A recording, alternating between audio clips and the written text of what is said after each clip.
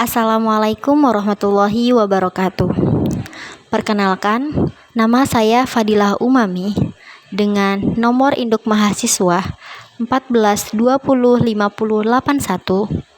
kelas EKM 5, Prodi Kesehatan Masyarakat. Di sini saya akan menjelaskan tema tentang video plastic wars. Sebelum itu, saya akan menjelaskan kenapa saya memilih video tersebut. Karena menurut saya, plastik itu adalah salah satu sampah yang ada di dekat lingkungan kita. Sehingga kalau kita lebih jauh untuk mempelajarinya, kita dapat mengetahui apa akibat dari sampah plastik tersebut. Tidak hanya itu, sampah plastik juga adalah sampah terbesar di dunia.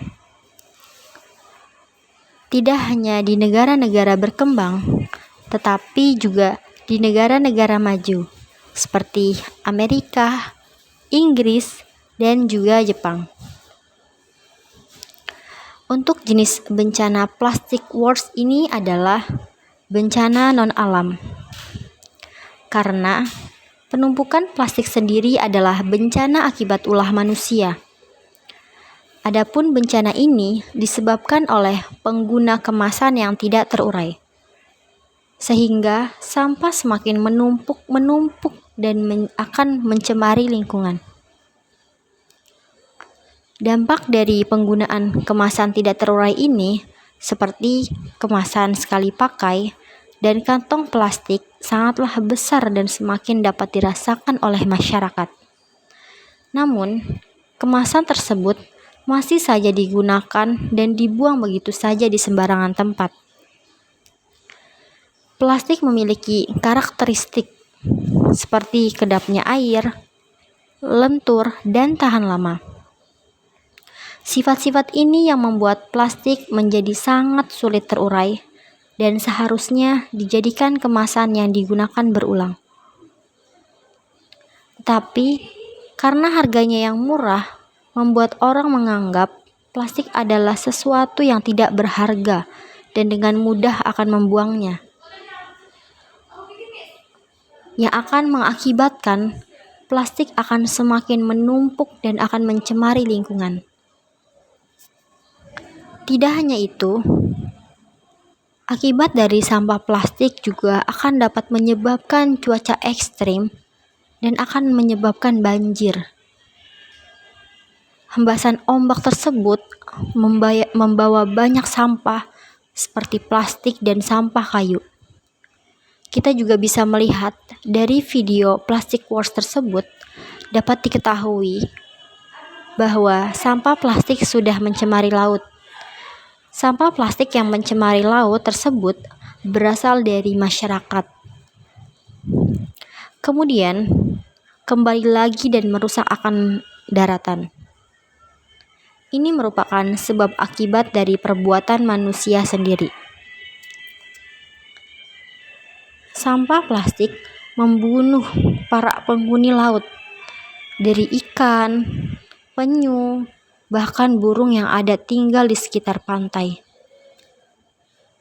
Makhluk laut terbelit aneka sampah plastik. Dalam film tersebut, kita bisa melihat bagaimana seekor kura-kura penyu terjerat kantong plastik. Selain dalam bentuk kasat mata, material plastik yang sangat kuat membuatnya sulit terurai, meskipun sudah hancur menjadi partikel kecil.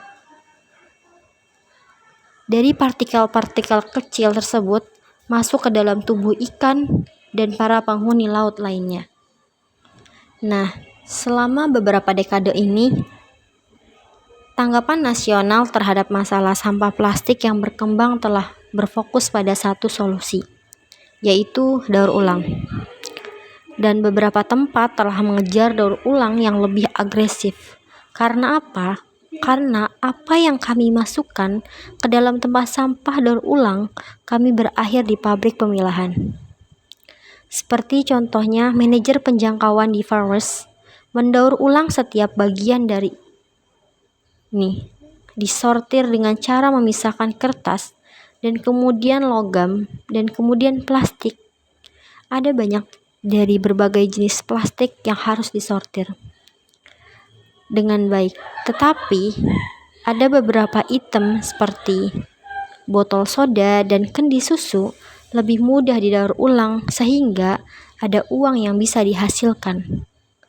Akan tetapi, kebanyakan jenis plastik lainnya secara teknis sulit dan sering mahal untuk didaur ulang. Dan itu membuat mereka hampir tidak mungkin untuk dijual, sehingga mereka terus menumpuk dan akan mencemari lingkungan. Pada tahun 2015, seorang ahli biologi kelautan menemukan penyu dalam kesulitan. Videonya tentang pertemuan dengan cepat menjadi viral. Penyu malang ini akan menarik lebih dari 35 juta penayangan. Seruan untuk bertindak dan memusatkan perhatian publik pada masalah yang berkembang, bahwa video penyu tentu saja berdampak pada polusi plastik. Krisis planet yang telah dibangun oleh plastik di lautan selama beberapa dekade di bawah laut. Mimpi buruk plastik berulang. Gambar paus mati, 80 kantong plastik ditemukan di dalam paus yang memuat burung laut dan air yang berserakan. Cara telah memicu gerakan anti plastik global musuh nomor 1, yaitu sedotan plastik. Banyak di kota Amerika Serikat mengambil langkah-langkah untuk melarang kantong belanjaan plastik. Namun, terlepas dari reaksi industri yang membuat plastik memperluas dimulainya konstruksi di pabrik plastik, multimiliar dolar yang berlimpah pasokan gas alam menurunkan biaya pembuatan plastik di Amerika Serikat. Sekarang salah satu produsen plastik terbesar di dunia, sebuah industri menginvestasikan puluhan miliar dolar dalam rencana plastik baru. Konstruksi pada akhirnya akan memperkerjakan 6.000 orang pada tahun 2050.